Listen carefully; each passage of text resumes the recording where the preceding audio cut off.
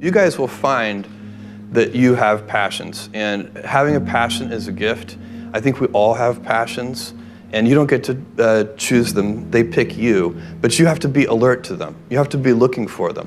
And when you find your passion, it's a fantastic gift for you because it gives you direction, it gives you purpose.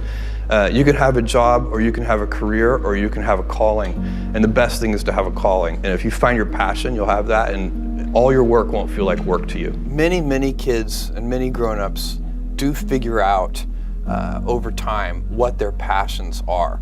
And sometimes we let I don't think it's that hard. I think what happens though sometimes is that we let our intellectual selves overrule those passions. And so that's what needs to be guarded against. My job, one of my jobs as the leader of Amazon, is to encourage people to be bold. And people love to focus on things that aren't yet working. And that's good, it's human nature. That kind of divine discontent can be very helpful. But it's incredibly hard to get people to take bold bets. And you need to encourage that. And if you're gonna take bold bets, they're going to be experiments, and if they're experiments, you don't know ahead of time whether they're going to work.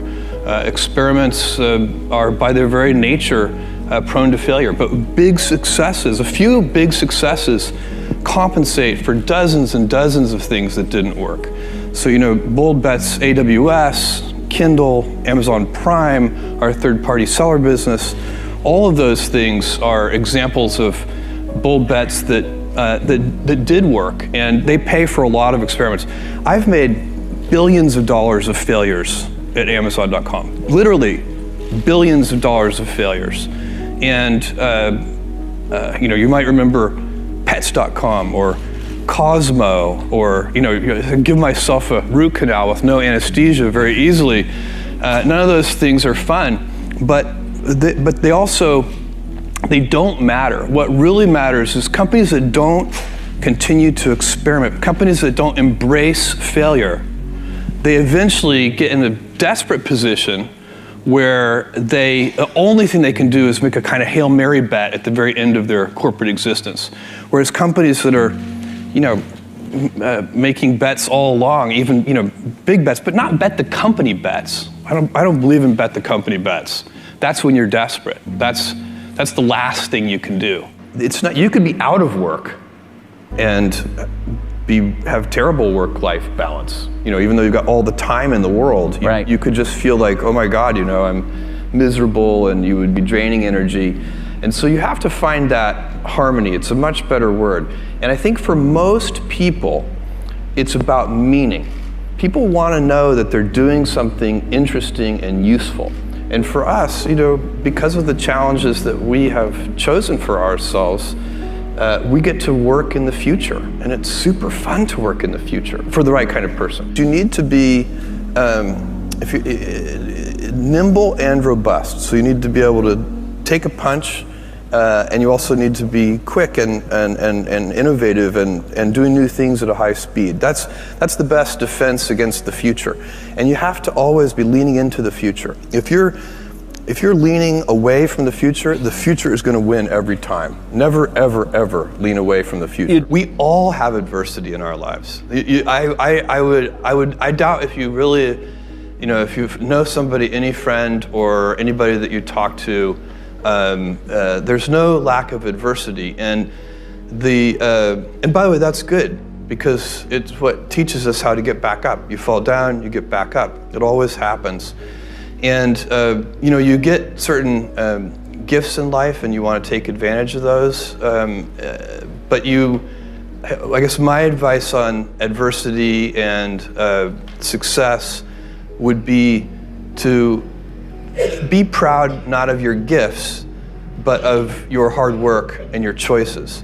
So, you may be, the kinds of gifts you get in life, you might be really good at math. It might be really easy for you. That's a kind of gift. But practicing that math and taking it to the next step, that could be very challenging and hard, and take a lot of sweat. That's a choice. You can't really be proud of your gifts because they were given to you. You can be grateful for them and thankful for them. But your choices you choose to work hard. You choose to do hard things. Those are choices that you can be proud of. Being an inventor requires, because the world is so complicated, you have to be a domain expert. I mean, in a way, even if you're not at the beginning, you have to learn enough so that you become a domain expert.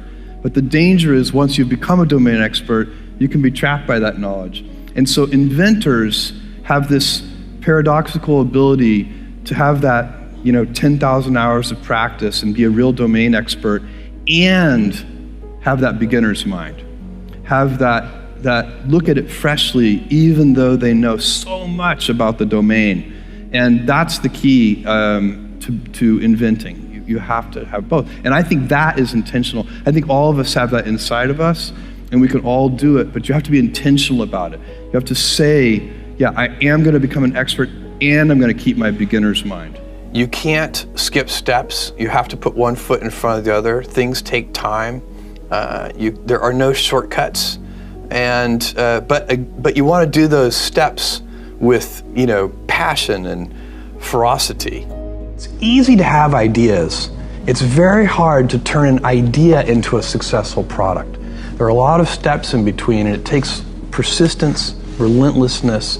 So I always tell people who think they want to be entrepreneurs, you need a combination of stubborn relentlessness and flexibility. And you have to know when to be which. And basically you need to be stubborn on your vision, because otherwise it'll be too easy to give up. But you need to be very flexible on the details, because as you go along pursuing your vision, you'll find that some of your preconceptions were wrong, and you're going to need to be able to change those things. So I think taking an idea successfully all the way to the market and turning it into a real product that people care about and that really improves people's lives is a lot of hard work. Don't try to chase what is kind of the hot passion of the day. I think we actually saw this, I think you see it all over the place in many different contexts, but I think we saw it in the internet world quite a bit, where at the sort of peak of the sort of internet mania in say 1999, you found people who were very passionate about something. They kind of left that job and decided, I'm going to do something in the internet, because it's it was almost like the 1849 gold rush in a way. I mean, you find that people, if you go back and study the history of the 1849 gold rush, you find that at that time everybody who was within shouting distance of California was they might have been a doctor, but they quit being a doctor and they started panning for gold, and that almost never works. And even if it does work, according to some metric, financial success or whatever it might be, I suspect it leaves you ultimately unsatisfied. So you really need to be very clear with yourself.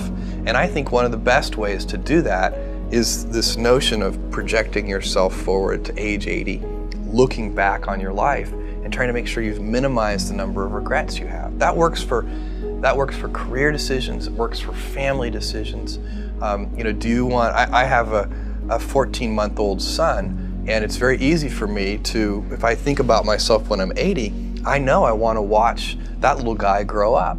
And so I don't want to be 80 and think, shoot, I missed that whole thing, and I don't have the kind of relationship with my son that I wished I had, and so on and so on. So if you think about that, so I guess another thing that I would recommend to people is that they always take a long-term point of view. And I think this is something about which there's a lot of controversy. There's a lot of people, and I'm just not one of them, believe that you should live for the now. I think what you do is you think about the great expanse of time ahead of you and try to make sure that you're planning for that in a way that's going to leave you ultimately satisfied. So this is the way it works for me. And I mean, everybody needs to find that for themselves. So I think there are a lot of paths to satisfaction, and you need to find one that works for you.